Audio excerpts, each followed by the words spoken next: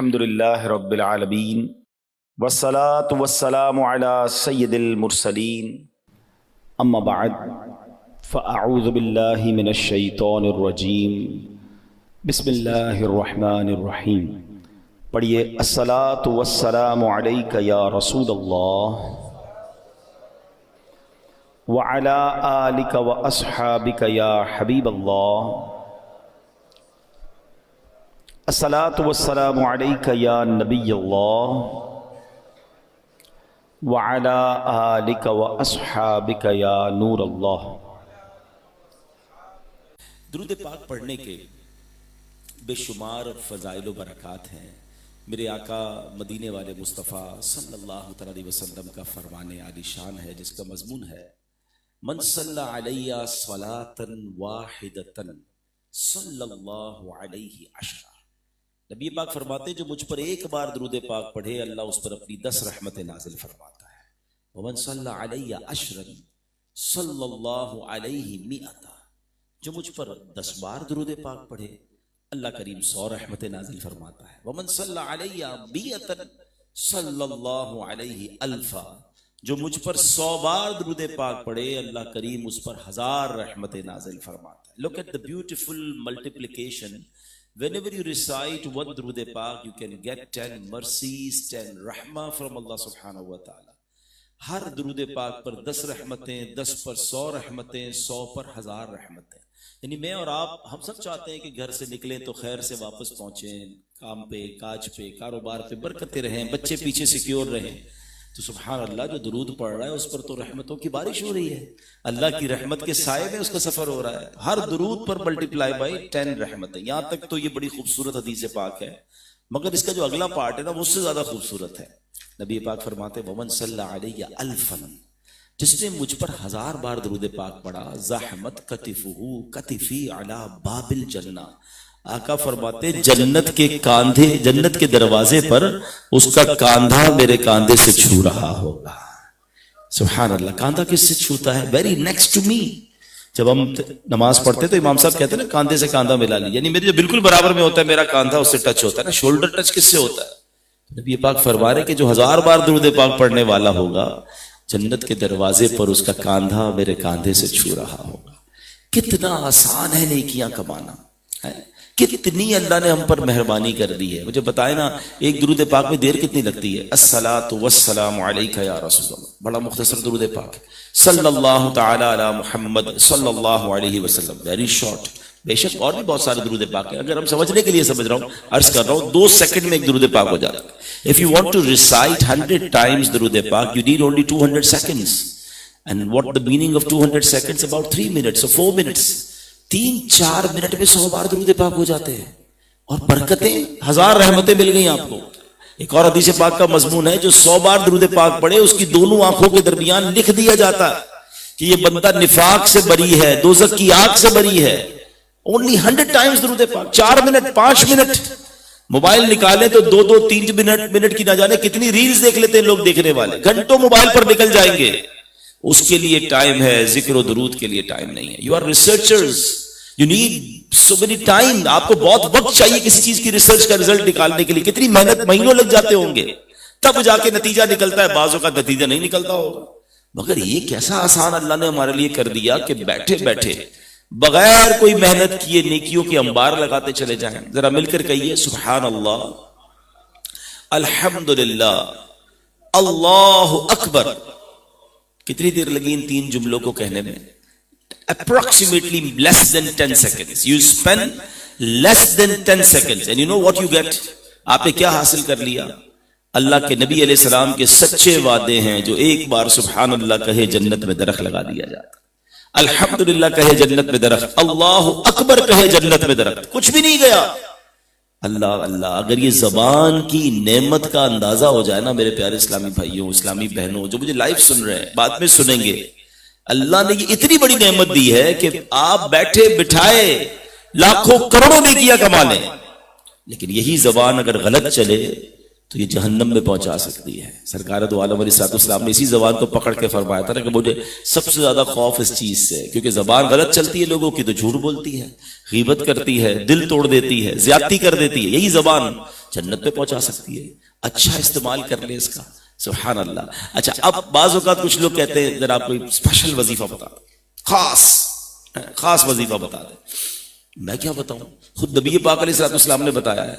और वो कौन सा वजीफा है? अफ़दलुज़ ज़िक्र ला इलाहा इल्लल्लाह। ये हदीस पाक मैंने आपको सुनाई है। सबसे अफजल जिक्र क्या है? ला इलाहा इल्लल्लाह। और पता है ये वो वजीफा है जो अगर किसी का आखिरी कलाम हो जाए ना, मरने से पहले अगर जबान पर ये कलाम जारी हो जाए, नबी पाक फरमाते जिसका आखिरी कलाम ला इलाहा इल्लल्लाह होगा दखलल जन्नह, वो जन्नत में दाखिल हो जाए। अगर मैं आपसे हाथ उठवाऊं, कौन कौन चाहता है मरते वक्त कलमा नसीब हो? माशाअल्लाह, सारे ही चाहते हैं। मैं जिधर भी हाथ उठवाता हूं ना, सारे हाथ उठाते हैं, बड़ी अच्छी बात है। हर मुसलमान चाहता है और दुआ भी करते हैं कि अल्लाह मरते वक्त कलमा नसीब करना। मगर चलें, आज जरा साइंटिस्ट भी बैठे हैं, रिसर्चर्स भी बैठे हैं। अगर मैं एक सवाल करूं आपसे कि आप सब चाहते हैं कि मरते वक्त कलमा नसीब हो, आज पूरे दिल में कितनी बार कलमा पढ़ा है? अपने आप से पूछिए, मुझे जवाब ना दीजिए। अच्छा, पिछले पूरे हफ्ते में कितनी बार आपने कलमा पाक पढ़ा है? चले लास्ट पूरे मंथ की कैलकुलेशन कर लेते हैं। है ना अजीब बात, मरते वक्त सबको कलमा चाहिए, जिंदगी में पढ़ने के लिए तैयार नहीं है। अरे अल्लाह के बंदो, कम से कम रोज एक तस्वीर तो कलमा पाक की पढ़े ना है। और सुभान अल्लाह, आपको पता है ला इलाहा इल्लल्लाह में राज कैसे है? इस पूरे जो जुमला है इसमें 3 ही हुर्फ है, अलिफ, लाम और हा। आप देखें ला इलाहा इल्लल्लाह में कोई चौथा हुर्फ नहीं है। और लफ्ज अल्लाह में भी अलिफ, लाम और हा ही आपको मिलेगा। ये अल्लाह के राजों में से राज है। और लफ्ज अल्लाह जो है ना, जो इसमें जलालत है, अगर इसके मजीद आप डीप में जाएं, क्या शान है इस लफ्ज की कि आप अल्फाज को जुदा कर दें मगर जिक्र इलाही बाकी रहता है। अल्लाह, अलिफ, लाम, लाम और हा। अलिफ निकाल दें, क्या बनेगा? लिल्लाह। लाम निकाल दें, कहां की तरफ जमीर जाएगी? लहू। फिर लाम निकाल दें तो हू। यानी एक एक लफ्ज आपको याद दिलाता रहेगा कि तुम जिक्र किसका कर रहे हो, बात किसकी कर रहे हो। ये शान है मेरे रब के इसमें जलालत की। मगर प्रॉब्लम ये है कि बगैर किसी एफर्ट के, कोई कैलोरीज बर्न किए बगैर, पसीना बहाए बगैर, है खड़े भी ना हो अपनी जगह, बैठे रहे, जिक्र इलाही करते रहे, जिक्र इलाही करते रहे, जिक्र रसूल करते रहे, दुरूद पाक पढ़ते रहे और नेकियां कमाते रहे। डबल फायदा ये होगा कि फजूल बातों से अलग बचेंगे, रहमतें अलग बरसती रहेंगी। तो पहली बात जो मैंने आज के इस प्रोग्राम में आपके सामने पेश करनी है कि मैं भी नियत करूं और आप भी नियत करें कि अपने आप को फजूल कामों से बचाते हुए हम अल्लाह रसूल का जिक्र करेंगे इंशाअल्लाह। हदीस पाक में आता है अल्लाह का ऐसे जिक्र करो कि लोग तुम्हें दीवाना कहने लगे। हाँ, ये जिक्र के बारे में नबी पाक का फरमान है और बुजुर्गों ने ऐसा किया। अब देखें ना, आप सारे यहाँ किसी गाड़ी में आते होंगे, कोई बस में आता होगा, कोई अपनी प्राइवेट ट्रांसपोर्ट पर आता होगा। आने और जाने में तो आपके पास टाइम ही टाइम है ना। अब उस वक्त को अगर आप दुरूद टाइम बना ले, अपने ट्रेवल टाइम को जिक्र टाइम बना ले, तो न जाने आप कितने दुरूद पाक पढ़ लेंगे, कितनी बार अल्लाह का नाम ले लेंगे। तस्बीह साथ रखें और जिक्र इलाही की आदत डालें। फिर आप इसकी बरकतें जो देखेंगे ना अपनी लाइफ में, आप इंशाल्लाह टेंशन फ्री हो जाएंगे, रिलैक्स मोड में आ जाएंगे, बीमारियां दूर होना शुरू हो जाएंगी, रिस्क में बरकत अलग, ये सारे बेनिफिट्स अलग मिलेंगे इंशाल्लाह।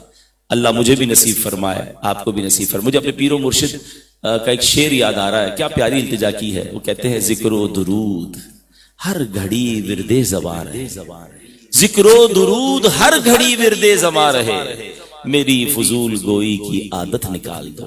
अल्लाह करे हमारी आदत निकल जाए। मोहब्बत के साथ दुरूद पाक पढ़ लीजिए, सल्लु अलल हबीब सल्लल्लाहु तआला अला मुहम्मद सल्लल्लाहु अलैहि वसल्लम। आज जो मुझे मौजू दिया गया है, सुभान अल्लाह, सच्ची बात तो यह कि यह मौजू ऐसा है, यानी नबी पाक अलैहिस्सलातु वस्सलाम की सीरत पर अगर किसी को कलाम करना है तो लिखने वाला भी जो है वो परेशान हो जाता है, बोलने वाला भी हैरान हो जाता है कि बात कैसे करूं। सच्ची सबसे पहली बात तो यह है कि ना औकात है ना अल्फाज है। सरकार दो आलम अलैहिस्सलाम के बारे में हम कैसे बात करें। अल्लाह ने वो मर्तबा दिया, वो मकाम दिया, बड़ों ने कोशिश की। बरेली के ताजदार इमाम इश्क व मोहब्बत ने कलम उठाया और कोशिश की कि नबी पाक के लिए कोई सुटेबल वर्ड्स तलाश कर लो। जब मैं कलाम के अशार बताऊंगा आपको, पढ़ूंगा आपके सामने, अगर आप गौर करें ना तो वो आला हजरत इस पूरे कलाम में रिसर्च मोड में नजर आते हैं कि what I can say about रसूल पाक अलैहिस्सलाम, which word is suitable for him. लिखते हैं सरवर कहूं कि मालिको मौला कहूं तुझे, सोच रहा हूं कि क्या लिखूं, सरवर कहूं कि मालिक व मौला कहूं तुझे, बागे खलील का गुले ज़ेबा कहूं तुझे, अल्लाह रे तेरे जिस्मे मुनव्वर की ताबिशें, ए जाने जां ए जाने जामे तजल्ला कहूं तुझे, आका तेरे तो वस्फ ऐबे तनाही से हैं बरी, हैरान हूं मेरे शाह मैं क्या क्या कहूं तुझे। फिर लिखते लिखते अपने आप से ही बात करते हैं कि कह देगी सब कुछ उनके सनाखा की खामोशी, चुप हो रहा हूं कह के मैं क्या क्या कहूं तुझे। फिर आखिर फॉर्मूला ये समझ आया कि कहने को कुछ मिल तो नहीं रहा, हाँ ऐसा करता हूं लेकिन रजा ने खत्मे सुखन इस पे कर दिया, खालिक का बंदा खल्क का आका कहूं तुझे। तो नबी ये पाक की शान तो ऐसी है, शायर मशरिक ने भी कलम उठाया, लिखते लौह भी तू कलम भी तू तेरा वजूद अल किताब, गुम्बदे आबगीन रंग तेरे मुहीत में हबाब, आलमे आबो खाक में तेरे ज़हूर से फरोग, आलमे आबो खाक में तेरे ज़हूर से फरोग, ज़र्राए रेग को दिया तूने तुलूए आफताब। अगर एक इस मिसरे पर बात कर ली जाए कि ज़र्राए रेग को दिया तूने तुलूए आफताब, वो मदीना जो पहले यसरब था, वो मदीना जहां पहले बीमारियां थी, जिसकी आबो हवा लोगों को तकलीफ पहुंचाती थी, मगर जब नबी पाक के कदम लगे, मेरे आका अलैहिस्सलाम हिजरत करके मदीने पहुंचे, तो शायर लिखते हैं ना, जब से कदम लगे हैं रिसालत माब के, जब से कदम लगे हैं रिसालत माब के, जन्नत बना हुआ है मदीना हुजूर का, जर्राए रेग को दिया तूने तुलूए आफताब। जिसने नबी पाक से निस्बत पाई वो जमाने का इमाम बन गया, उनके जो गुलाम हो गए वक्त के इमाम हो गए, नाम लेवा उनके जो हुए उनके ऊंचे नाम हो गए। जर्राए रेग को दिया तूने तुलूए आफताब, शौकते संजरो सलीम तेरे जलाल की नमूद, फिक्रे जुनैद बायजीद तेरा जमाल बेनिकाब, शौक तेरा अगर न हो मेरी नमाज का इमाम, मेरा क़याम भी हिजाब मेरा सुजूद भी हिजाब, तेरी निगाहे नाज से दोनों मुराद पा गए, अकले गयाब जुस्तजू इश्के हुजूरो इस्तिराब। क्या खूबसूरत बात शायर मशरिक ने लिख दी और हम सब के लिए पैगाम दे दिया कि फरमाते हैं कि मोहम्मद से वफा तूने तो हम तेरे हैं, ये जहां चीज है क्या लौहो कलम तेरे है। सीरत मुस्तफा पर हम कैसे बात करें। आला हजरत लिखते हैं, ए रजा खुद साहिबे कुरान है मद्दा है हुजूर, मुझे और आपको मिदत अब कैसे कर सकते हैं। ए रजा खुद साहिबे कुरान है मद्दा है हुजूर, तो मुझसे कब मुमकिन है फिर मिदहत रसूलुल्लाह की, नबी पाक की मिदहत मैं कैसे कर सकता हूं जब अल्लाह खुद कुरान में नबी पाक की शान बयान करता है। अब आइए, आज चूंकि मुझसे पहले बड़ी खूबसूरत आवाजों के मालिक नात पढ़ते रहे, आज मैं भी आपको नात सुनाना चाहता हूं, मगर वो नात कुरान की ज़बानी सुनते हैं कि आपको मजीद एहसास हो कि रब करीम अपने हबीब की शान जब कुरान में बयान फरमाता है तो किस मोहब्बत से फरमाता है। और जिस सूरत की मैंने तिलावत करनी है, जिन आयतों की तिलावत करनी है, देयर इज ब्यूटीफुल मैसेजेस अल्हम्दुलिल्लाह उस आयत उस कुरान पाक की सूरत के जरिए मिलेंगे। अब माजरा क्या था, सरकार दो आलम अलैहिस्सलाम पर वही का नुज़ूल होता था, जिब्रील अमीन आते थे, ईमान वाले ईमान कबूल कर रहे थे और कुफ्फार माद अल्लाह आपकी मुखालिफत कर रहे थे। अब हुआ ये कि वही के दौरान कुछ दिनों का गैप आ गया, जिब्रील अमीन कुछ दिनों तक नबी पाक की बारगाह में हाजिर नहीं हुए, तो कुफ्फार ने माद अल्लाह जब उनको पता चला मुशरिकीन मक्का को, तो ये बात फैलाना शुरू कर दी कि अल्लाह ने अपने नबी को छोड़ दिया है। ये कहते हैं ना मैं अल्लाह के नबी हूं, तो इनको तो इनके रब ने छोड़ दिया है, क्योंकि वही तो काफी दिनों से नहीं आ रही, फरिश्ता तो नहीं आ रहा।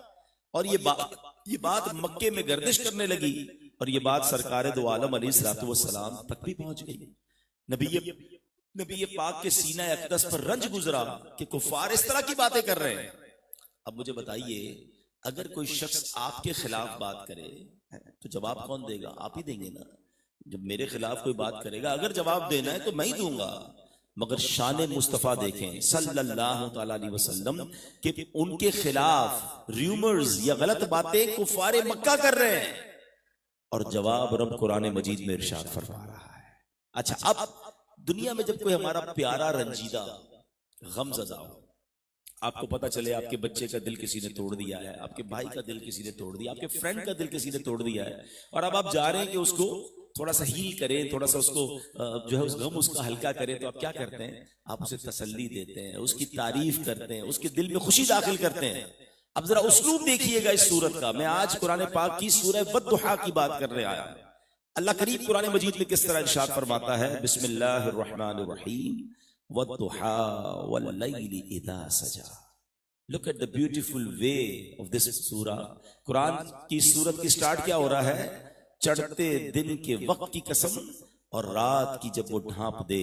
मुफस्सिरीन की कसीर तादाद लिखती है कि वद्दुहा से मुराद है ए महबूब तेरे रोशन चेहरे की कसम, वल्लैलि इज़ा सजा, ए मेरे प्यारे तेरी काली जुल्फों की कसम। आप जरा स्टार्ट तो देखिए कि बात रब ने फरमानी है, अपने हबीब से गुफ्तगू हो रही है और उसके दिल को ढारस कैसे दी जा रही है। वद्दुहा वल्लैलि इज़ा सजा, ए महबूब तुम्हारे रोशन चेहरे की कसम, तुम्हारी काली सिया जुल्फों की कसम। अब महबूब अलैहिस्सलाम से रब ने इस तरह बात फरमाने के बाद अब कुफ्फार को क्या जवाब दिया?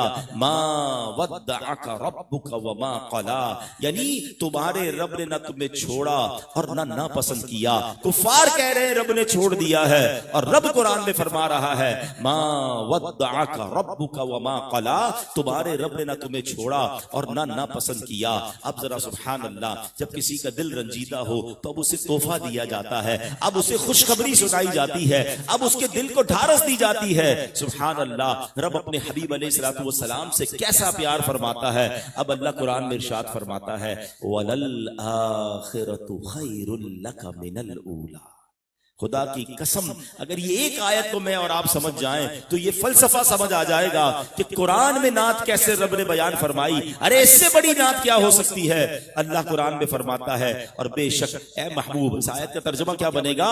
ए महबूब तुम्हारी हर आने वाली घड़ी पिछली घड़ी से बेहतर है। It means each and every moment of your life is better than the past. अल्लाह अकबर। अब जरा गौर कीजिए, सरकार दो आलम अलैहिस्सलाम का बचपन है और नबी पाक के बचपन में कमालात का आलम यह है। हजरत अब्बास कहते हैं या रसूल अल्लाह, मैंने आपको झूले में देखा था, आप जिधर इशारा फरमाते थे चांद उधर चले जाता था। अल्लाह अकबर। नबी पाक ने इनकार न किया कि मेरे चचा बचपन की बातें मैं कैसे याद रखूं।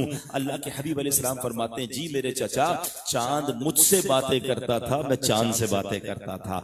बचपन में जिनके कमाल का आलम यह है वलल आखिरतु खैरुल लका मिनल ऊला, हर आने वाली घड़ी पिछली से बेहतर है। अब जब नबी पाक की मुबारक जवानी का आलम है, कुफ्फारे मक्का ने निशानी तलब की है, तो नबी पाक उसी चांद को इशारा फरमाते हैं तो दो टुकड़े फरमा देते हैं। मौला अली की नमाज जाती है, मेरे आका दुआ फरमाते हैं, सूरज को पलटा देते हैं। मौजज़ात की तवील फहरिस्त है, मगर सुभान अल्लाह इस साल हमने 1500वां जश्न विलादत मनाया है आशिकाने रसूल को, और नबी पाक के उम्मतियों में खुशी और होनी चाहिए कि सुभान अल्लाह मेरे आका की विलादत को 1500 साल हो गए हैं। अरे जिस नबी का अपनी जाहिरी जिंदगी में कमालात का ये आलम था, बताओ ना 1500 साल बाद उस मकाम और मर्तबे का आलम क्या होगा। वलल आखिरतु खैरुल लका मिनल ऊला, हर गुजरते घड़ी के साथ मेरे आका के दर्जे बुलंद हो रहे हैं, नबी पाक की शान बुलंद हो रही है। और सुभान अल्लाह, अब अगली आयत में तो कमाल हो गया ना। अल्लाह इरशाद फरमाता है वलसौफ युअतीका रब्बुका फतरदा। कितना बड़ा तोहफा दिया गया नबी पाक को। दिल दुखाया था ना कुफार ने, नबी पाक को तोहफा क्या मिला? अल्लाह फरमाता बेश करीब है कि तुम्हारा रब तुम्हें इतना देगा कि तुम राजी हो जाओगे। अब जरा मैं आपसे सवाल करता हूं, आपकी एसोसिएशंस हैं, आपके इदारे हैं, यहाँ डायरेक्टर भी होंगे, चेयरमैन भी होंगे, इस इदारे का कोई बॉस भी होगा, जनाब कोई आकर आपको कहे बताओ क्या चाहिए, जो मांगोगे इतना दूंगा कि तुम राजी हो जाओगे। दुनिया के किसी बड़े बादशाह से मुलाकात हो जाए, बादशाह के पास इख्तियारात भी हो, और बादशाह कहे बताओ क्या चाहिए, इतना इतना दूंगा कि तुम राजी हो जाओगे। मुझे बताइए हम क्या मांगेंगे? हम में से कोई घर मांगेगा, कोई बच्चों की खैर मांगेगा, कोई दुनिया की फैसिलिटीज मांगेगा? अल्लाह अकबर, खुदाए अहकमुल हाकिमीन फरमा रहा है, वला सौफ युअतीका रब्बुका फतरदा, ए महबूब मन करीब तुम्हें इतना देंगे तुम राजी हो जाओगे। सुनिए कितना प्यार करते हैं हमारे आका अलैहिस्सलाम हमसे कि जब जिब्रील अमीन ये आयत लेकर आए ना तो नबी पाक ने क्या फरमाया, मैं उस वक्त तक राजी न होऊंगा जब तक अपने एक एक उम्मती को जन्नत में दाखिल ना करवा दूं। ऐसे आका मिले, अपनी अपनी अपनी तो बात ना की, अपने लिए तो कुछ ना मांगा, अरे उस वक्त भी याद किया तो हम गुनाहगारों को याद किया। यही बात तो बरेली के ताजदार इमाम इश्क व मोहब्बत लिखते हैं ना कि जो न भूला हम गरीबों को रजा। नबी ये कभी भी हमें नहीं भूले, हम तो आए नहीं थे दुनिया में, वो हमें याद कर रहे हैं। जो न भूला हम गरीबों को रजा, याद उसकी अपनी आदत कीजिए। ए उम्मतियों आप भी तो याद कीजिए ना। ए उम्मतियों आपकी ज़बान पर नबी पाक का जिक्र हो, आपके किरदार में नबी पाक की झलक नजर आए। हम पैदा ना हुए वो हमारे लिए आंसू बहाते रहे, रात रात भर रोते रहे। आपने नात का वो शेर तो सुना होगा ना, मेरे रजा लिखते हैं, अल्लाह क्या जहन्नम अब भी न सर्द होगा, अल्लाह क्या जहन्नम अब भी न सर्द होगा, रो रो के मुस्तफा ने दरिया बहा दिए हैं। अरे मेरे आका रातों को रोया करते, किसके लिए? हमारे लिए। और आज उम्मती है ना, उसकी जबान पर नबी पाक का जिक्र है, ना उसके किरदार में उनकी सुन्नत नजर आती है, ना उसकी जनाब जिंदगी के मामूलात में नबी पाक की किसी सीरत की झलक नजर आती है। ये कैसी वफादारी है? तो है मेरे प्यारे इस्लामी भाइयों, हमें ये समझना है कि जब नबी पाक को ये ब्लैंक चेक कह लीजिए, ये शानदार ऑफर मिली है, वला सौफ युअतीका रब्बुका फतरदा, ए महबूब इतना देंगे कि अनकरीब तुम राजी हो जाओगे। तो क्या फरमाते हैं, मैं उस वक्त तक राजी ना होऊंगा जब तक अपने सारे उम्मतियों को जन्नत में दाखिल ना करवा लूं। आपको पता है नबी पाक अलैहिस्सलाम को एक और ऑप्शन मिला था। क्या शान है, मैं और आप कहते हैं या अल्लाह ये दे दे, मिल जाए तो नेमत है। नबी पाक को इख्तियार दिया जा रहा है। हदीस पाक का खुलासा है, सरकार दो आलम अलैहिस्सलाम फरमाते, मुझे इख्तियार दिया गया कि या तो शफाअत ले लो या तुम्हारी आधी उम्मत जन्नत में दाखिल कर दी जाए, 50% ऑफ योर उम्मा। सरकार दो आलम अलैहिस्सलाम फरमाते, मैंने शफाअत को इख्तियार किया क्योंकि शफाअत में ज्यादा वुसअत है। उलमा फरमाते इसका मतलब यह है कि शफाअत इसलिए नबी पाक ने कबूल फरमाई कि अपनी सारी उम्मत ही को जन्नत में ले जाए। मगर इतनी बड़ी मेहरबानी के बाद उम्मती का भी तो कोई किरदार होना चाहिए ना, है? मिसाल के तौर पे आप यहाँ 3-4 इदारों के लोग मौजूद हैं। मुझे बताया गया कि शायद ऑनलाइन भी कुछ जगहों पर हमें लोग सुन रहे होंगे। जिस भी इदारे में आप होते हैं, whenever you become a member of any organization or if you have become a citizen of any country, उसके कुछ रूल्स होते हैं ना कि जनाब हमारे इदारे के ये रूल है, यू हैव टू फॉलो, ये आपकी जिम्मेदारी, आपने ये करना है, ये नहीं करना है। किसी मुल्क का जैसे ही पासपोर्ट मिलता है उसके रूल्स बताए जाते हैं। किसी क्लब के मेंबर आप बनते हैं, किसी ऑर्गेनाइजेशन के member, there are rules, it's okay. मगर मैं आपसे पूछता हूं, हम सब नबी पाक अलैहिस्सलाम के उम्मती हैं, and you know what it means, ये कितनी बड़ी ब्लेसिंग है। अल्लाह अकबर, शायद हमें बिन मांगे मिला है ना। That's why we are not know the importance of be a उम्मती ऑफ रसूल पाक अलैहिस्सलाम। हजरत मूसा अलैहिस्सलाम कौन है? आप कलीमुल्लाह है, यानी कैसा बड़ा मकाम है अल्लाह की बारगाह में। कुरान पाक में अगर किसी का सबसे ज्यादा जिक्र आया किसी नबी का तो वो हजरत मूसा अलैहिस्सलाम अल्लाह से कलाम करते थे। मगर एक बार आप तौरात की तिलावत कर रहे हैं और दौरान तिलावत आपके सामने एक उम्मत का जिक्र आया। अब अल्लाह से अर्ज करते, मौला मैंने तौरात में पढ़ा है कि एक उम्मत है जिसकी जो एक नेकी करेगी उसे 10 नेकियों का सवाब मिलेगा। अल्लाह ये उम्मत मेरी उम्मत कर दे। इरशाद होता है, मूसा वो मेरे आखिरी नबी की उम्मत है। पढ़ते पढ़ते आगे पहुंचते कहते, या अल्लाह मैंने पढ़ा है कि एक उम्मत ऐसी भी आएगी जो गुनाह करके तौबा करेंगे, उनकी तौबा कबूल कर ली जाएगी। अल्लाह वो उम्मत मेरी उम्मत कर दे। फरमाया गया, ए मूसा वो मेरे नबी मोहम्मद अलैहिस्सलाम की उम्मत है। फिर आगे बढ़े, कह या अल्लाह मैंने तौरात में पढ़ा है कि ऐसी उम्मत आएगी जिन पर कुरान नाजिल होगा, है जिन्हें तेरा आखिरी कलाम मिलेगा। अल्लाह वो उम्मत मेरी उम्मत कर दे। इरशाद होता है, मूसा मेरे नबी अहमद की उम्मत है सल्लल्लाहु अलैहि वसल्लम। आप पढ़ते गए, अल्लाह से मांगते गए, इरशाद ये होता गया। आखिर में कलीमुल्लाह क्या अर्ज करते, मौला फिर मुझे भी उसी उम्मत में शामिल फरमा दे। अल्लाह फिर मुझे भी नबी आप आखिरी नबी की उम्मत में शामिल कर दे। कौन तमन्ना कर रहा है? कलीमुल्लाह तमन्ना कर रहे हैं कि ए अल्लाह मुझे नबी पाक का उम्मती बना दे। ऐ मेरे प्यारे इस्लामी भाइयों, मैंने और आपने कौन सी तमन्ना की थी? क्या पैदा होने से पहले दुआ की थी अल्लाह की बारगाह में? कोई स्ट्रगल, कोई कोर्स है? कुछ भी नहीं। बिन मांगे दिया और इतना दिया, दामन में हमारे समाया नहीं। आप सोचे ना, मैं और आप हजरत ईसा के दौर में पैदा नहीं हो सकते थे, हजरत मूसा के दौर में पैदा हो जाते, हजरत नूह के दौर में पैदा हो जाते। क्या आपने कमाल किया कि अल्लाह ने इतना बड़ा शरफ दे दिया कि हमें नबी पाक अलैहिस्सलाम का उम्मती बनाया। जब इतनी बड़ी मेहरबानी हुई, बिन मांगे हुई ना, तो कोई तो जिम्मेदारी बनती है, कोई तो रिस्पॉन्सिबिलिटी बनती है। आप एक इदारे में शामिल हो, आपकी रिस्पॉन्सिबिलिटी शुरू हो जाती है। तो try to find what is my responsibilities to be a उम्मती ऑफ रसूल पाक अलैहिस्सलाम। उलमा फरमाते हैं इस उम्मत को खैरुल उम्मम कहा गया, सबसे बेहतरीन उम्मत। सुभान अल्लाह, सबसे बेहतरीन उम्मत का मेंबर भी बन गया मैं। और सुनो, दुनिया में तो अजाब से बचाया गया। क्यों? नबी पाक रहमतुल लिल आलमीन बन के आए ना। नबी पाक ऐसी रहमत है कि ईमान वालों के लिए भी रहमत है, और जिन्होंने ईमान नहीं लाए उनके लिए भी रहमत है। क्यों? जो ईमान लाए उनकी तो खैर ही खैर है, जो ईमान न लाए आज उनके चेहरे मसख नहीं होते, उन्हें जमीन में दसाया नहीं जाता। पिछली कौमों में जो अपने नबियों पर ईमान न लाते थे, आसमानी अजाब नाजिल होता था, मगर चूंकि वमा अरसलनाका इल्ला रहमतल लिल आलमीन, नबी पाक तो सारे जहानों के लिए रहमत बनकर आए।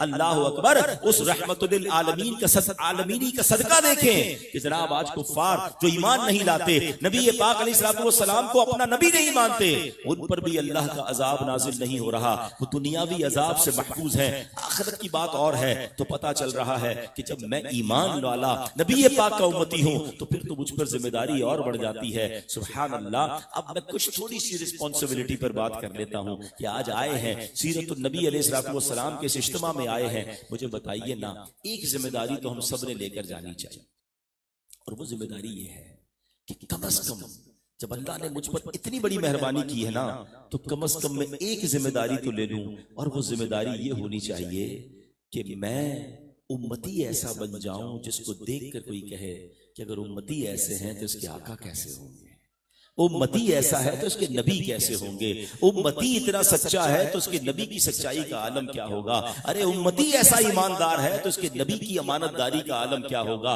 उम्मती का करैक्टर ऐसा है तो इसके नबी की तालीमात का आलम क्या होगा। मगर सच बताइए, क्या मुझे देखकर कोई ये कहता है? अपने अपने बारे में हम सब गौर करें। अनफॉर्चुनेटली मैं तकरीबन सारी दुनिया में जाता हूं, और अफसोस ये होता है कि जब मुसलमानों के हालात वहां सुनते हैं, खुद पाकिस्तान के हालात आपके सामने, आप तो खुद रिसर्च करने वाले लोग हैं। होना क्या चाहिए था कि दुनिया में ये मशहूर हो जाता कि यार अगर मुसलमानों ने कोई प्रोडक्ट बनाई है ना, तो आंखें बंद करके खरीद लो, इनकी प्रोडक्ट सबसे बेहतरीन सच्ची, जो लिखा वही होगा।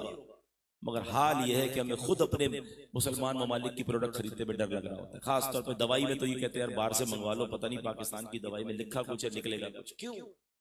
ये दुरुस्त है? आप सच बताएं, मेरे आका तो वो हैं। आप सबने वो वाकया बचपन से सुना होगा कि सरकार दो आलम अलैहिस्सलाम ने जब कुफ्फारे मक्का के सामने इस्लाम पेश करना था, 40 इयर्स की एज मुबारक है, 40 साल तक तो तबलीग नहीं की थी ना। प्यारे आका ने कारोबार किया था, फैमिली उनके साथ टाइज थे, और उनके सामने किरदार पेश किया था। And when he asked in front of those मुशरिकीन मक्का, बताओ मैं कौन हूं? बताइए ना क्या जवाब दिया था उन्होंने? आप सादिक हैं, आप अमीन हैं। कौन कह रहा है?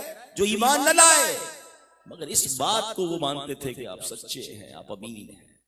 सच बताइए, क्या उम्मती के लिए ऐसा नहीं होना चाहिए था कि मेरे बारे में लोग कहें कि ये सच्चा है, ये अमीन है?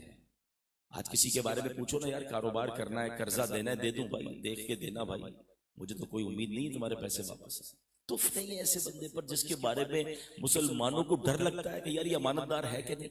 हमारी गुफ्तगू के बाद लोग अगर ये कहते नजर आए कि यार ये कह तो रहा है लेकिन पता नहीं सच कह रहा है या झूठ कह रहा है, कि इससे बुरा उम्मती कौन होगा कि जिसकी गुफ्तगू पर मुसलमान को यकीन नहीं आ रहा है। हालांकि वो मशहूर हदीस पाक है, मन गश्शा फलैसा मिन्ना, जो धोखा दे वो हम में से नहीं। मगर चंद सिक्कों की खातिर लोग मिलावट कर रहे हैं, चंद सिक्कों की खातिर झूठ बोल रहे हैं, थोड़े पैसे कमा लेते हैं, मगर सोचते नहीं कि मरना नहीं है। यानी किन चीजों में मिलावट हो रही है। पिछले दिनों पाकिस्तान में एक स्कैंडल पकड़ा गया, कहते हैं रोंगटे खड़े हो जाए, खून जो ब्लड चढ़ाया जाता है, पता चला उसमें मिलावट हो गया। खून तो इंसान को जब मर रहा होता है, जख्मी होता है, उस वक्त दिया जाता है। लेकिन बस वो पैसों की लालच। ऐ काश ये बात हमें समझ आ जाए कि जितना बड़ा मुझ पर और आप पर इनाम हुआ है ना, वी एक जिम्मेदारी जरूर लेके जाएं कि यार मुझे देखकर बंदा ये कहे, लोग ये कहें कि सुभान अल्लाह, ऐसा उम्मती है कि उसके नबी कैसे होंगे। ये अच्छा, अब होता क्या है जब इस तरह की बात होती है ना, देखे ना, मैं बात कर रहा हूं अल्लाह के नबी अलैहिस्सलाम और अल्लाह के करीब आने की, तो शैतान थोड़ी ना खुश हो रहा होगा। अभी हमारा ये खूबसूरत प्रोग्राम चल रहा है, तो शैतान भी कोई प्रोग्राम चला रहा होगा ना। अब वो दिमाग में आके पता है क्या बात डालता है, कहता है यार ये मौलाना साहब बात तो ठीक कर रहे हैं, मगर मैं अकेला अगर अच्छा हो गया तो फर्क क्या पड़ेगा।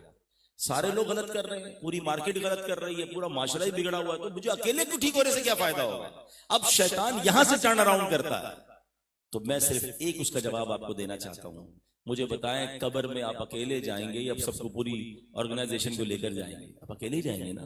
मैंने और आपने अपना जवाब देना है। यार कम से कम नबी पाक का जब दीदार होगा कब्र में, तो ये तो कह सकूंगा ना, हुजूर मैं अपने हिस्से का चिराग जला कर आया, हुजूर मैंने अपनी जिंदगी आपकी सुन्नत के मुताबिक गुजारी। मैं कोशिश करता रहा लोगों को समझाने की, मैं कोशिश करता रहा अजान देने की, मैं कोशिश करता रहा लोगों को आपकी सुन्नतों की तरफ बुलाते रहे। हुजूर मैंने अपने हिस्से का काम किया, मुझे अपना चेहरा दिखाना है अपने नबी को कब्र के अंदर, उसकी फिक्र करे ना यार। हम क्यों ये कहते हैं सारे लोग गलत कर रहे हैं, मैं झूठ बोलूंगा, नहीं बोलूंगा तो दूसरे लोग आगे निकल जाएंगे। अच्छा, अब मार्केट में जाके हम चुके हर जगह बयान करते हैं, ताजरों में बयान करते हैं कि मत करें, हराम मत कमाएं, झूठ ना बोलें, मिलावट ना करें, तो कहते हैं जनाब हम झूठ नहीं बोलेंगे, दूसरा आगे निकल जाएगा, दूसरे की प्रोडक्ट बिक जाएगी, हम पीछे रह जाएंगे। तो फिर किधर गया तुम्हारा ईमान? कभी कहते हो कि अल्लाह रिस्क देने वाला, और फिर कहते हो झूठ बोलूंगा तो रिस्क मिलेगा। नहीं मेरे प्यारे इस्लामी भाई, हमने देखा है सूद का काम करने वालों ने सूद को छोड़ा, अल्लाह ने कुछ दिनों तक आजमाइश जरूर आती है, चेक जरूर किया जाता है इंसान, फिर अल्लाह ने गैब से दरवाजे खोले, उससे ज्यादा पुरसुकून रोजी अता फरमाई। जिसने हराम छोड़ा है अल्लाह ने उसको बरकतों से जरूर नवाजा है। और ये बड़ी लॉजिकली बात है, मुझे अच्छी तरह याद है, एक बार मैं इटली बोलोनिया में था, मेरा बयान था, इत्तेफाकन बिजनेस कम्युनिटी के लोग शामिल थे, रिस्क हलाल पर बयान हुआ। एक नौजवान इज्तिमा के बाद मुझे कहता है आपसे बात करनी है। जब मैं उससे मिला तो उसकी आंखों में आंसू थे। और आप में से जो यूरोप गए उनको पता है मुसलमानों की बहुत बड़ी तादाद स्टोर्स पे या सुपरमार्केट वगैरह में काम करती है। उसका अपना स्टोर था। कहता है मेरा स्टोर है, मैं शराब बेचता हूँ, खाने पीने की चीजों के साथ साथ मेरे स्टोर पे अल्कोहल भी होती है। और मौलाना साहब बहुत बड़ी सेल जो है ना अल्कोहल की वजह से ही होती है। आपका बयान मैंने सुना, मुझे पता है शराब बेचना हराम है, मैं अपने बच्चों को हराम खिलाना नहीं चाहता, मगर अगर मैंने शराब खत्म कर दी ना तो फिर स्टोर नहीं चलेगा, फिर मेरे बच्चों का क्या होगा, मेरी रोजी का क्या होगा। यूरोप में रहता हूँ, यहाँ पर खर्चे भी बहुत हैं।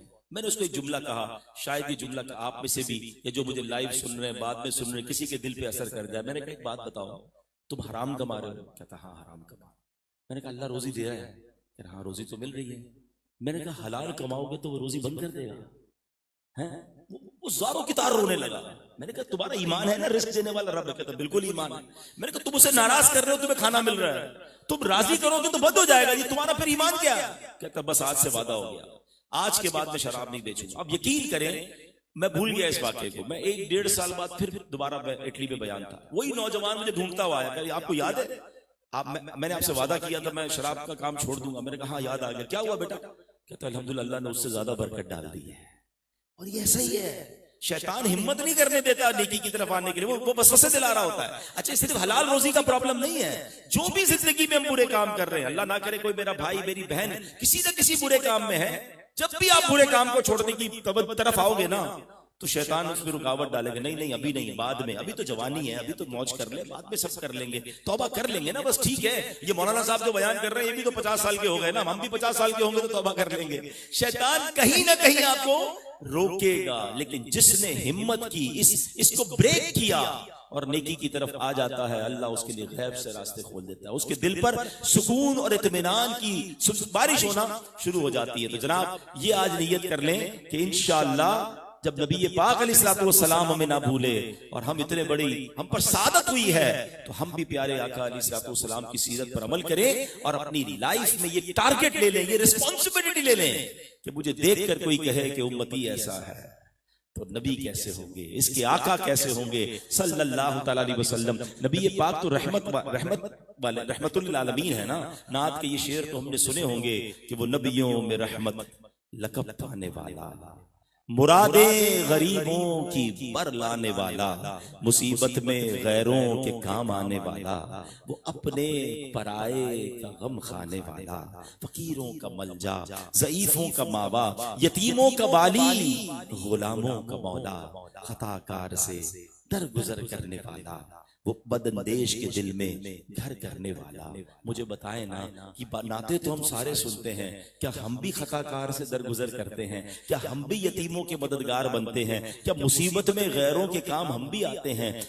नबी पाक की नातों के अशार हम सबको याद होंगे कि सलाम उस पर के जिसने गालियां सुनकर दुआएं दी, सलाम उस पर के जिसने खून के प्यासों को कबाए। सवाल यह है, कभी हमने भी गाली सुनकर दुआ दी है? सिर्फ ये अशार नातों के लिए हैं। Try to implement the Akhlaq of नबी पाक इन योर लाइफ। कभी हमारे मिजाज के खिलाफ भी बात हो तो दरगुजर तो करें ना, माफ तो करें। इस्लाम टॉलरेंस और पेशेंस सिखाता, सीरत मुस्तफा अलैहिस्सलाम हमें सिखा रही है कि प्यारे आका ने तो खून के प्यासों को, इवन सुसाइड अटैकर्स को माफ कर दिया। मारने कत्ल करने आए, माअल्लाह शहीद करने आए, और हमारे सामने किसी मुलाजिम की छोटी गलती हो जाए, किसी फैमिली मेंबर की छोटी गलती हो जाए, किसी दोस्त से कोई मिस्टेक हो जाए, we are not ready to forgive them. ना करें ऐसा। अल्लाह करे कि आज के इस प्रोग्राम की बरकत से हम नबी पाक की सीरत की बरकतों को हासिल करके अपने अंदर पेशेंस लाएं, प्यार लाएं। मैं तो बहुत सारी बातें कर सकता हूं, लेकिन जाहिर है कि टाइम अब मुझे इजाजत कम देता है। मैं 7-8 मिनट मेरे पास होंगे तो मैं बात अपनी पूरी कर लूं। 1:15 तक बात कर लेते हैं माशाल्लाह। चलें, अब इसी सूरत की हम मजीद आयतों की तरफ चलते हैं ताकि सूरत भी कंप्लीट हो जाए। और क्या खूबसूरत मैसेजेस हैं हमारे लिए। अल्लाह करीम इरशाद फरमाता है, सुभान अल्लाह। अब नबी पाक की तारीफ भी हो गई, प्यारे आका अलैहिस्सलाम को गोया खूबसूरत तोहफा भी अता फरमा दिया। वला सौफ युअतीका रब्बुका फतरदा। आगे इरशाद फरमाया, अलम यजिदका यतीमन फआवा व वजदका दाल्लन फहदा वजदका आइलन फअगना। क्या उसने तुम्हें यतीम न पाया फिर जगा दी, और उसने तुम्हें अपनी मोहब्बत में गुम पाया तो अपनी तरफ राह दी, और उसने तुम्हें हाजतमंद पाया तो गनी कर दिया। अल्लाह अकबर। रब अज़्ज़ व जल ने अपने मुबारक एहसानों का जिक्र फरमाकर अब अपने हबीब अलैहिस्सलाम को खूबसूरत 2 फरमान अता फरमाए, खूबसूरत इंस्ट्रक्शंस कुरान दे रहा है, और ये हम उम्मतियों के लिए भी है। कुरान कहता है, फअम्मल यतीम फला तक़हर, और किसी भी सूरत यतीम पर सख्ती ना करो। ऐ मेरे प्यारे इस्लामी भाइयों, अब हमने देखना है कि हम यतीमों के साथ कैसे पेश आते हैं। नबी पाक अलैहिस्सलाम यतीमों पर कैसे मेहरबान थे। आप जानते हैं जिस जमाने में सरकार दो आलम अलैहिस्सलाम दुनिया में तशरीफ लाए, उस वक्त लोगों का हाल क्या था। यतीमों के हुकूक पामाल करते थे। बेचारे यतीम जिनके वालिद साहब दुनिया से चले जाते, उनको तरह तरह से सताया जाता, उन पर जुल्म के पहाड़ तोड़े जाते, बुरी नजरों से देखा जाता, माशरे में उनको अहमियत नसीब नहीं होती थी। अगर वालिद विरासत में माल छोड़कर जाता तो उस पर नाहक कब्जा जमा लिया जाता। चचा ताया जो यतीम का सहारा बन सकते थे, वो उसी के हुकूक पामाल करते थे। यतीम बेचारा नाबालिग बच्चा होता, उसे तो समझ नहीं आता था कि मेरे वालिद क्या छोड़कर गए हैं। अल्लाह अकबर। होना तो ये चाहिए कि रिश्तेदार उस माल को संभाले और बेटा बड़ा हो जाए तो अच्छे तरीके से लौटाए, मगर जनाब इस पर कब्जा कर लिया जाता। विरासत का कीमती माल कोड़ियों के दाम से खरीद लिया करते। अगर कोई यतीम बच्ची होती तो उस बेचारी का तो हाल ही बुरा हो जाता। करीबी रिश्तेदार उसके माल के लालच में उससे निकाह कर लेते, उसके माल पर कब्जा जमा लेते और फिर तलाक देकर उसे दूर कर देते। दोहरे जाहिलियत के फैसले इंसाफ की बुनियाद पर नहीं, ताकत की बुनियाद पर होते थे। बेचारा यतीम तो बेसहारा होता। ऐ मेरे प्यारे इस्लामी भाइयों, सरकार दो आलम अलैहिस्सलाम को रब ने क्या हुक्म फरमाया, फअम्मल यतीम फला तक़हर। तो किसी भी सूरत यतीम पर सख्ती ना करो। तो ऐ मेरे प्यारे इस्लामी भाइयों, नबी पाक ने फिर प्रैक्टिकली, सुभान अल्लाह, हालांकि याद होना चाहिए खुद सरकार दो आलम अलैहिस्सलाम के बचपन में, आपकी विलादत से पहले आपके वालिद साहब का इंतकाल हो गया। बचपन में आपकी वालदा दुनिया से पर्दा फरमा गई, मगर सुभान अल्लाह, रब ने नबी पाक से क्या हुक्म फरमाया कि महबूब अब यतीमों का सहारा बन जाएं। आप उन यतीमों के लिए कभी सख्ती ना फरमाएं। बहुत सारे वाकयात हैं, मगर हजरत जाफर तैयार रदी अल्लाह तआला अन्हु, जो मौला अली करमल्लाहु तआला वजहुल करीम के भाई जान हैं, सुभान अल्लाह, नबी पाक अलैहिस्सलाम के उनके फैमिली ज़ाहिर नबी पाक के कजन्स में होते हैं। अब उनके बेटे थे, अल्लाह अकबर, उनके साहबजादे जो अब जब हजरत जाफर जंग मौता में शहीद हो गए तो नबी पाक अलैहिस्सलाम उनके घर आए, हजरत जाफर के बेटे को बुलाया, जब बच्चों को करीब बुलाया, उन्हें सूंघा, उन्हें सीने से लगाया, नबी पाक की आंखों से आंसुओं की झड़ी लगी हुई है और नबी पाक ने उनकी ज़ौजा हजरत जाफर तैयार की ज़ौजा से कहा, हजरत अस्मा को, अलईलतु तखाफीना अलैहिम व अना वलियुहुम फिद दुनिया वल आखिरा, क्या तुम इन बच्चों पर फक्र व फाका का खौफ खा रही हो? सुनो, मैं इनका दुनिया और आखिरत में भी वाली वारिस हूं। अल्लाह अकबर। नबी पाक ने हजरत जाफर तैयार के यतीम बच्चों को अपनी किफालत में लिया और सिर्फ किफालत में लिया नहीं, अब प्रैक्टिकल देखें। हजरत अब्दुल्ला बिन जाफर नबी पाक अलैहिस्सलाम उनसे बड़ा प्यार फरमाते। नबी पाक जब भी मदीने पाक ट्रैवल से वापस आते हैं ना, अच्छा आप और मैं भी ट्रैवल से वापस जाते हैं, घर में जाते ही बच्चे लिपटते हैं, हमें अपने बच्चों को, बच्चे प्यार, हम बच्चों से प्यार करते हैं, अच्छी बात है और अच्छा भी लगता है, ट्रैवल में हम उनको मिस भी कर रहे होते हैं। तो नबी पाक अलैहिस्सलाम जब भी मदीने आते थे, इमाम हसन इमाम हुसैन दौड़ते हुए आते, प्यारे आका से चिमट जाते थे। एक बार क्या हुआ, सरकार दो आलम अलैहिस्सलाम मदीना मुनव्वरा आ रहे हैं और हजरत अब्दुल्ला बिन जाफर पहले नजर आ गए।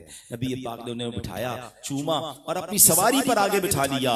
अल्लाह अकबर। अब उसके बाद इमाम हसन आए, नबी पाक ने हजरत हसन को अपने पीछे सवारी पर बिठाया।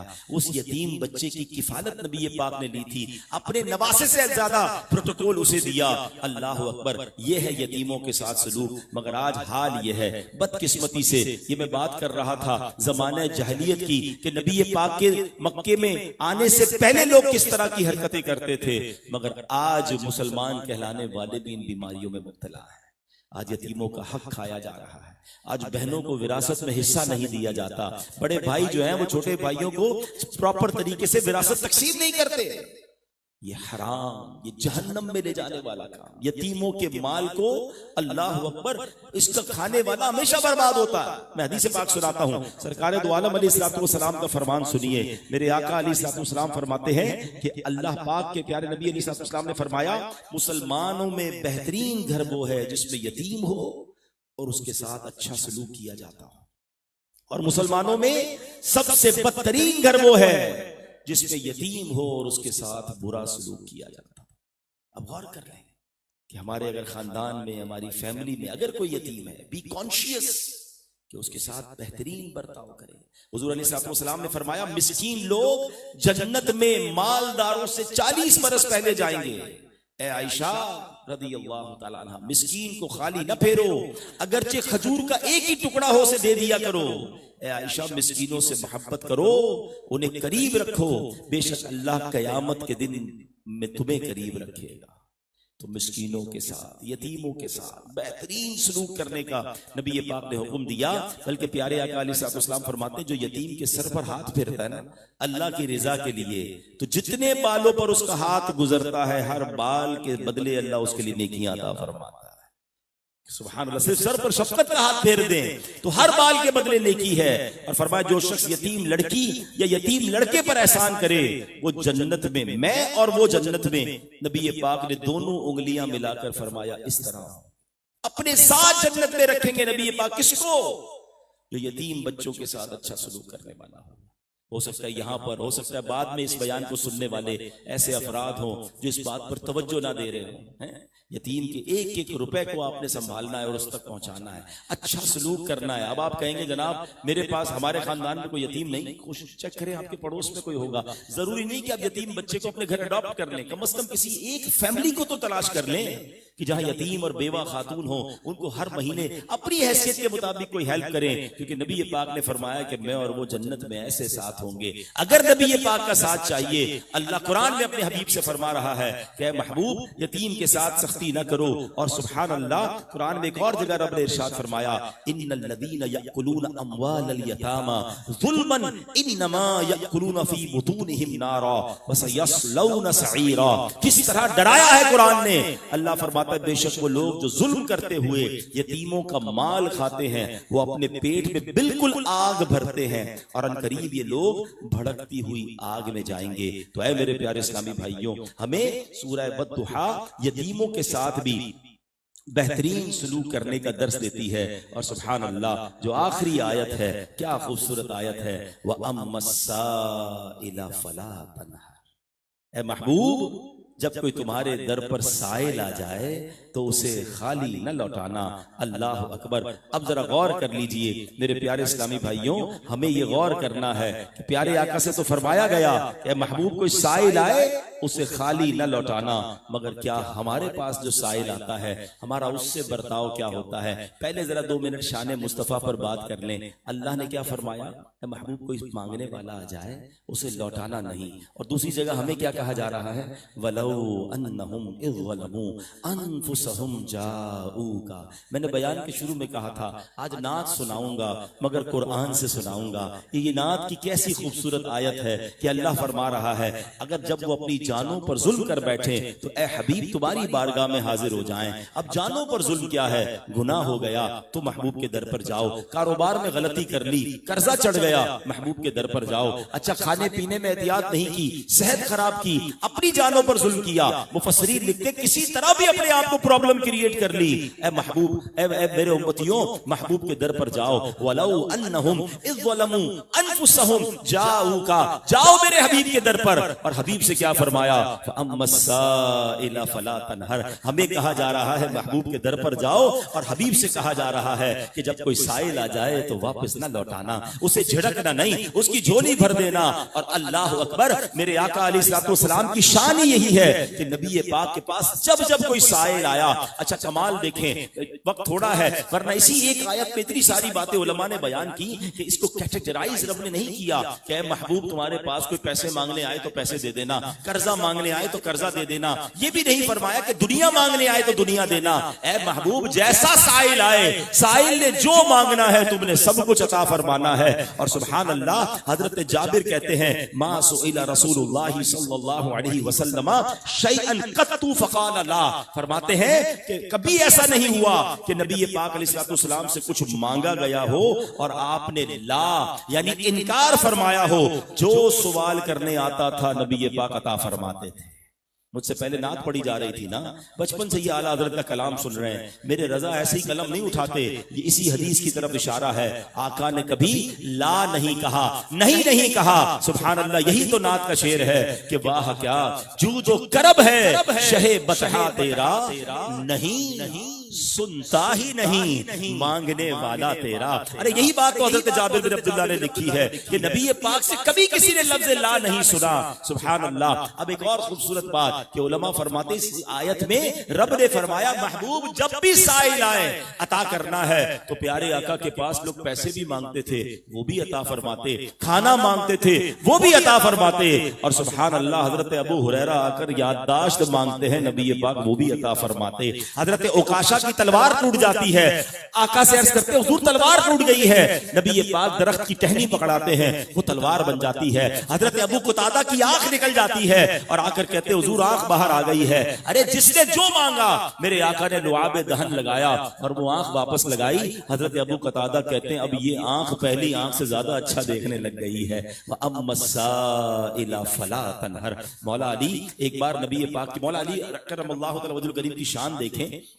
आपका एक खूबसूरत अंदाज था, आप गर्मियों में सर्दी के कपड़े पहनते, सर्दी में गर्मी के कपड़े पहनते। लोग हैरान कि हुजूर ना आपको सर्दी लगती ना आपको गर्मी लगती है। कहते बात यह है कि एक बार नबी पाक की बारगाह में हाजिर हुआ और अर्ज की हुजूर सर्दी लग रही है। अच्छा आपको एक दिन उस दिन सर्दी लग रही थी, मुझे बताए ना, सर्दी लग रही तो गर्म कपड़े पहन लेते। मगर मौला अली भी जानते थे यहाँ से स्पेशली मिलता है, यहाँ से कमाल ही मिलता है। कहते हुजूर सर्दी लग रही है। अल्लाह के नबी ने हाथ उठाए सल्लल्लाहु अलैहि वसल्लम, कितनी प्यारी दुआ फरमाई। नबी पाक ने अपने रब की बारगाह में दुआ कर दी कि ए अल्लाह अली को अल्लाहुम्मा अक्फिहिल हर्रा वल बरदा, ए अल्लाह अली को सर्दी और गर्मी से महफूज फरमा दे। मौला अली ने उस दिन की सर्दी का इलाज मांगा था, नबी पाक ने ऐसी दुआ फरमाई। वो दिन है, अब मौला अली कहते हैं आज का दिन है, न सर्दी लगती है न गर्मी लगती है। और यही बात तो आला हज़रत ने लिखी ना, मेरे करीम से कतरा किसी ने मांगा। मौला अली तो उस दिन की सर्दी का इलाज करवाने गए थे ना, मांगा तो कतरा था ना। मेरे करीब से गर कतरा किसी ने मांगा, दरिया बहा दिए हैं, दुर बे बहा दिए हैं। मौला अली को ऐसा अता फरमाया कि अब ना मौला अली को सर्दी लगती सारी जिंदगी, न गर्मी लग रही है। वह अम्मस्साइला फला तनहर, ए महबूब जो आए साइल आपने अता करना है, झिड़कना नहीं है। आखिरी बात, अब इस आयत से मैंने और आपने क्या लेसन लेना है? उम्मती तो मैं भी हूं ना, कुरान तो मेरे लिए भी है। अब आपके पास और मेरे पास भी साइल आता है, मांगने वाला आता है। आपके पास अगर नहीं है, हम तो वो नहीं ना कि सब कुछ दे सकें। नबी पाक को तो अल्लाह ने अपने रब, अपने खजानों का मालिक बनाया, तकसीम करने वाला बनाया। चले आज ये भी कंफ्यूजन दूर कर दूं, जब लोग कहते हैं कि या रसूल अल्लाह मदद कीजिए, या रसूल अल्लाह ही उन्दुर हालना, भर दो झोली मेरी या रसूल अल्लाह, तो कुछ लोग कंफ्यूज हो जाते हैं, यार अल्लाह के सिवा इनसे क्यों मांग रहे हैं? अल्लाह अकबर, हम कभी भी ये नहीं अकीदा रखते कि ये अल्लाह के बगैर दे सकते हैं। हर नबी, हर सहाबी, हर वली अल्लाह का मोहताज है, अल्लाह किसी का मोहताज नहीं। हाँ, अल्लाह ने अपने प्यारों को कुछ इख्तियार दिए हैं, और ये बुखारी की हदीस है। अल्लाह के नबी अलैहिस्सलाम फरमाते हैं, अल्लाह के नबी फरमाते हैं, इन्नमा अना कासिमुन वल्लाहु युती, बेशक अल्लाह अता फरमाता है और मैं तकसीम करता हूं। तो रब ने तकसीम करने वाला बनाया है और वो तकसीम फरमाते जा रहे हैं। लेकिन अब मेरे पास और आपके पास कोई साइल आया, नहीं दे सकते ना, चले कोई बात, दिल तो ना तोड़े, झिड़के तो नहीं है। हमारे यहाँ तो अजीब मामला है, बाज़ औक़ात बांट भी रहे होते, डांट भी रहे होते हैं, खिला भी रहे होते और बुरा भला भी कह रहे होते हैं। ऐसा ना करें। आपके पास अगर रकम नहीं, आप मदद नहीं कर सकते, दिल ना तोड़े, प्यार से बता कर, मैं आपकी मदद नहीं कर सकता, मैं माजरत खाऊं, अल्लाह आपकी मुश्किल आसान कर दे। झिड़कना नहीं है, डांटना नहीं है, दिल तोड़ना नहीं है। ऐसा ना हो कि उसका दिल तोड़कर आप अल्लाह को नाराज कर बैठे। तो बहरहाल मेरे प्यारे इस्लामी भाइयों, मुख्तसरन मैंने सूरह वद्दुहा की तिलावत की, उसका तर्जमा और उसकी कुछ तफसीर आपके सामने बयान की, जिससे सीरत मुस्तफ़ा सल्लल्लाहु अलैहि वसल्लम के बहुत सारे पहलुओं के बारे में हमने जाना। अल्लाह करे कि जो बातें सुनी हैं हम याद भी रखें, उस पर अमल करने वाले बन जाएं, और ये प्रोग्राम हमारी जिंदगी में तब्दीली का बाइस बने। आखिर में एक बार फिर मैं ये तमाम लेबॉर्ट्रीज और आपकी जो साइंटिफिक रिसर्च के इदारे हैं उनका शुक्रिया अदा करूंगा। जो PhD स्कॉलर आए हैं, जो साइंसदान आए हैं, जो रिसर्चर्स आए हैं, जो स्टूडेंट्स आए हैं, आपका भी शुक्रिया अदा करूंगा। अल्लाह करीम हम सबकी हाजिरी को अपनी बारगाह में कबूल फरमाए। आमीन बिजाहिन नबी अमीन सल्लल्लाहु तआला अलैहि वसल्लम।